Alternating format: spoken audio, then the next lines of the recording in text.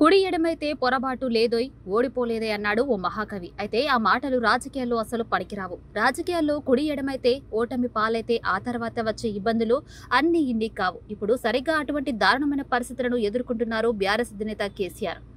గత 10 ఏళ్లుగా తెలంగాణ రాష్ట్రాన్ని ఏకఛత్రాధిపత్యం కింద పాలించిన ఆయన తన మాటే శాసనం అంటూ పార్టీని నడిపించిన కేసీఆర్ ఇప్పుడు పార్టీలో నుండి వలసలు వెళుతున్న వారిని ఆపలేకపోతున్నారు. స్వయంగా బుజ్జగించిన బతిమలిన నేతలు వినకపోవడం, కాంగ్రెస్ బీజేపీల వైపు చూడడం ప్రస్తుతం కేసీఆర్ దయానీయ పరిస్థితికి అద్దం పడుతుంది.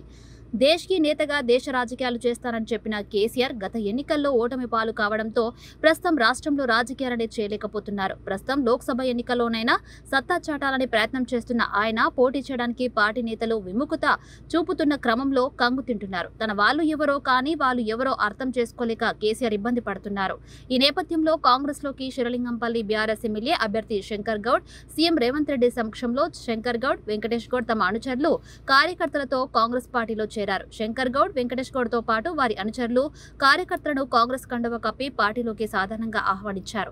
రాబోయే తెలంగాణ పార్లమెంటు ఎన్నికల్లో బీఆర్ఎస్ పార్టీని భూస్థాపితం చేస్తామని శంకర్ గౌడ్ కీలక వ్యాఖ్యలు చేశారు. బీఆర్ఎస్ పార్టీలో కష్టపడి పనిచేసిన నాయకులకు, కార్యకర్తలకు విలువ లేదని శంకర్ గౌడ్ వాపోయారు. పార్టీలోని అంతర్గత విషయాల్లో మాజీ మంత్రి హరీష్ రావు, కేటీఆర్ కలుగచేసుకుని నియోజకవర్గంలో అసంతృప్తి నెలకొనేలా చేశారని అన్నారు. శివలింగంపల్లి నియోజకవర్గంలో బీఆర్ఎస్ పార్టీ ఎన్నో అరాచకాలు చేసిందని, దాన్ని ప్రశ్నించినందుకు పార్టీలోని సీనియర్ నేతలు వారిని దూరం పెడుతూ వచ్చారని శంకర్ గౌడ్ తన ఆవేదన వ్యక్తం చేశారు.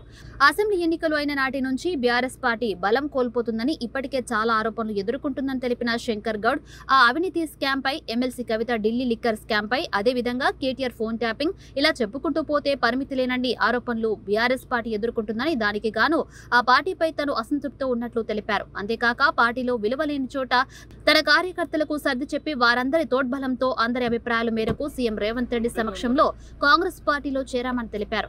కాగా శంకర్ గౌడ్, వెంకటేష్ గౌడ్ సోదరులు పెద్ద ఎత్తున కాంగ్రెస్ పార్టీలో చేరినందుకు సీఎం రేవంత్ రెడ్డి అభినందించారు. శంకర్ గౌడ్, వెంకటేష్ గౌడ్ సోదరులు రాకతో బీఆర్ఎస్ పార్టీ మరింత బలహీనపడిందని, దీని ప్రభావం రానున్న ఎన్నికల్లో రాష్ట్ర వ్యాప్తంగా బీఆర్ఎస్ పార్టీకి తీవ్ర నష్టాన్ని తీసుకొస్తుందని రేవంత్ అన్నారు. అలాగే శంకర్ గౌడ్ సేవలు, నాయకత్వం కాంగ్రెస్ పార్టీకి మరింత బలాన్ని చేకూరుస్తున్నాయని హర్షం వ్యక్తం చేశారు. దీంతో ప్రస్తుతం కొనసాగుతున్న వలసల నేపథ్యంలో కారు ఖాళీ అయిపోతుంది. మరి ఈ పరిస్థితులను అధిగమించి పార్టీని ముందుకు నడిపించడానికి గులాబీ బాస్ కింగ్ కర్తవ్యం ఏమిటన్నది కాలమే నిర్ణయించాలి.